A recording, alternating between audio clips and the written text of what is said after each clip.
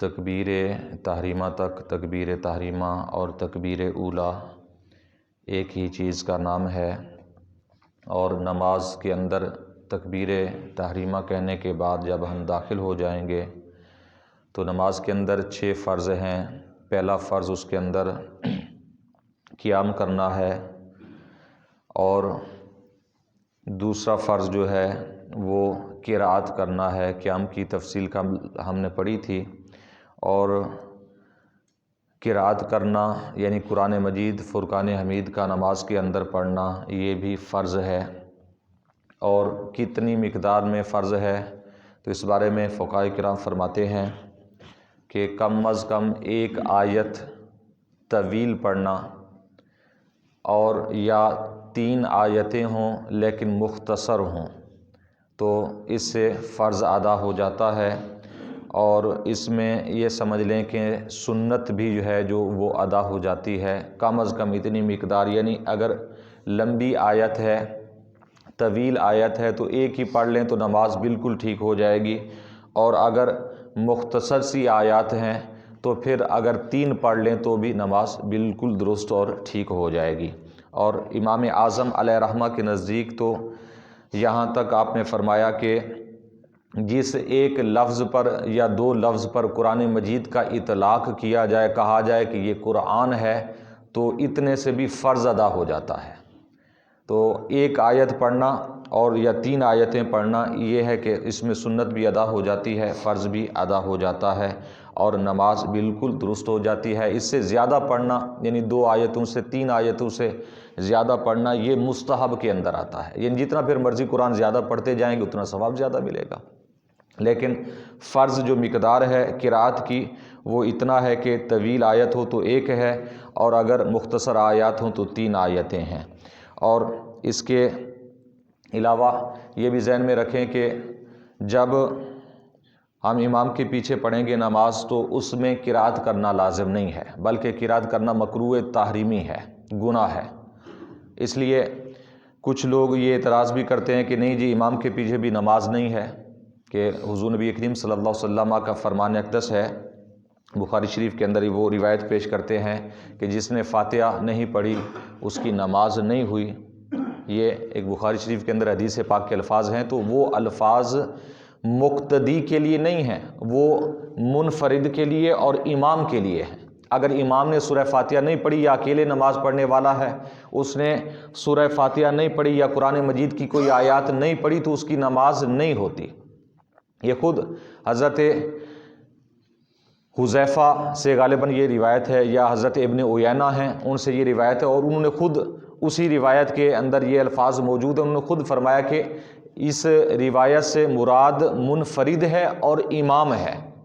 مقتدی کا یہ حکم نہیں ہے، یہ واضح طور پر موجود ہیں۔ تو اس لیے اگر کوئی اس طرح کا اعتراض کرتا ہے تو اسے کہیں کہ بخاری شریف دوبارہ ذرا پڑھ لیں، تو یہ حدیث یہ روایت بھی ذہن میں رکھیں کہ وہ واقعی حدیث پاک ہے، اور وہ منفرد کے لیے ہے، اکیلے نماز پڑھنے والے کے لیے اور امام کے لیے۔ مقتدی کو حکم یہ ہے کہ وہ قرأت نہیں کرے گا، چاہے جو بھی نماز ہو۔ 5 نمازوں کے اندر جب امام کے پیچھے نماز پڑھیں گے تو صرف ثنا پڑھ کے خاموش ہو جائیں گے، باقی دیگر جو چیزیں ہیں رکوع و سجود کے اندر وہ پڑھی جائیں گی، اور اتحیات وغیرہ درود شریف ہے دعائیں وہ پڑھیں گے، لیکن صرف قرأت جو ہے وہ مقتدی پر فرض یا ضروری نہیں ہے، بلکہ نہ پڑھنا ضروری ہے۔ اور اس کے علاوہ قرأت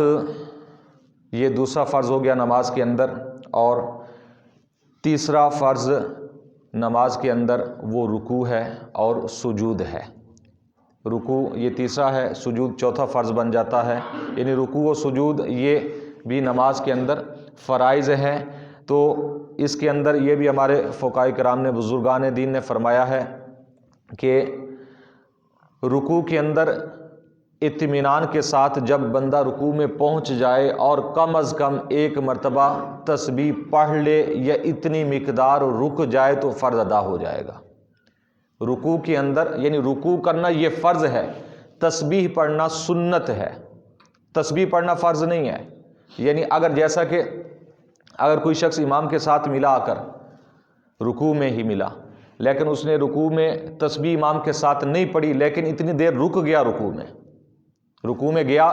رکا لیکن تسبیح نہیں پڑھی، اتنی دیر رکا رہا، تب بھی اسے رکوع مل جائے گا، رکوع مل جائے گا۔ رکوع کرنا فرض ہے اور اس کے اندر تسبیح پڑھنا سنت ہے۔ ایسے ہی سجدہ کرنا، یعنی دونوں سجدے کرنا یہ فرض ہے، اور ان کے اندر جو ہم تسبیح پڑھتے ہیں سبحان ربی الاعلی، یہ پڑھنا سنت ہے۔ تو اس کی مقدار 3 مرتبہ بتائی گئی ہے کہ 3 مرتبہ کم از کم یہ سنت ہے پڑھنا، اور اس سے زیادہ مرتبہ طاق عدد کے اندر تسبیحات کا پڑھنا یہ مستحب ہے۔ یعنی اگر کوئی 5 مرتبہ پڑھ لے، 7 مرتبہ، 9 مرتبہ، تو یہ مستحب عمل ہے، اور 3 مرتبہ پڑھنا سنت ہے۔ رکوع اور سجود کرنا یہ فرض ہے۔ اس کے اندر اطمینانیت لازم اور ضروری ہے، یعنی کم از کم اتنی مقدار کہ جس میں 1 مرتبہ سبحان ربی العظیم یا سبحان ربی الاعلی یا کم از کم سبحان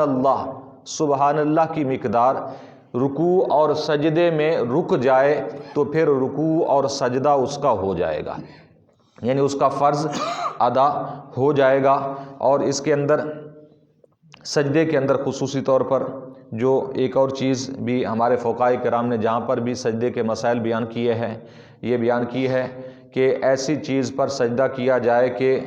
جس چیز پر زمین کی سختی محسوس ہو، روئی پر یا رضائی پر، جیسا کہ تکیے پر، یا اس طرح کی اور نرم چیزیں جیسا کہ آج کل ہمارے ہاں فومیں آ چکی ہیں، ان پر سجدہ نہیں ہوتا۔ اور یہاں تک فقہاء کرام نے فرمایا کہ ہر وہ چیز کہ جو مزید زور دینے سے دبے، جتنا زور دیتے جائیں وہ کچھ نہ کچھ دبتی جائے،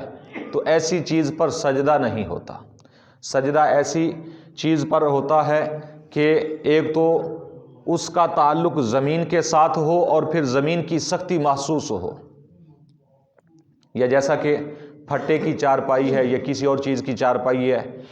بان والی نہیں، جیسا کہ ہمارے ہاں اس پر تو نہیں ہوتی کیونکہ وہ اس پر طمانیت صحیح طریقے سے نہیں ہوتی۔ اگر ایسی چارپائی ہے کہ جس پر پھٹے وغیرہ لگے ہیں، لکڑی کے یا لوہے کے، پلاسٹک کے، کسی چیز کے بھی، کیونکہ اس کے اندر سختی ہوتی ہے، اس لیے ان پر نماز بالکل درست ہے۔ لیکن ایسی نرم چیز پر کہ جس پر ہم سجدہ کریں اور دبے، تو اس کے اندر بہرحال فقہاء کرام نے فرمایا سجدہ نہیں ہوتا۔ تو ہمارے ہاں آج کل دیکھ لیں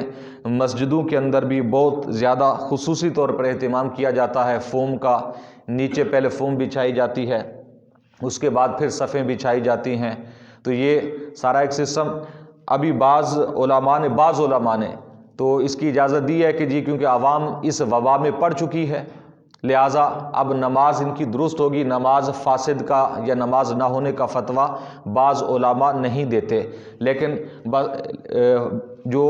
متقدمین علماء ہیں، متقدمین فقہا ہیں، ان سب نے یہی لکھا ہے کہ اگر ایسی نرم چیز پر یعنی فوم پر، گدے پر اگر سجدہ کیا جائے گا تو اس پر سجدہ نہیں ہوگا۔ بہرحال احتیاط کرنی چاہیے اس چیز کے اندر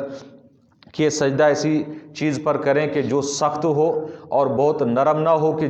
سر پیشانی دبانے سے مزید وہ جگہ دبے، تو پھر ایسی جگہ پر سجدہ نہ ہونے کے وہم ہو سکتے ہیں اور نماز نہیں ہو سکتی، کیونکہ دونوں سجدے کرنا یہ فرض اور ضروری ہیں۔ تو یہ نماز کے اندر کے کچھ فرائض ہیں۔ اللہ تعالیٰ کی بارگاہ میں دعا ہے کہ نبی کریم صلی اللہ علیہ وسلم کے وسیلہ سے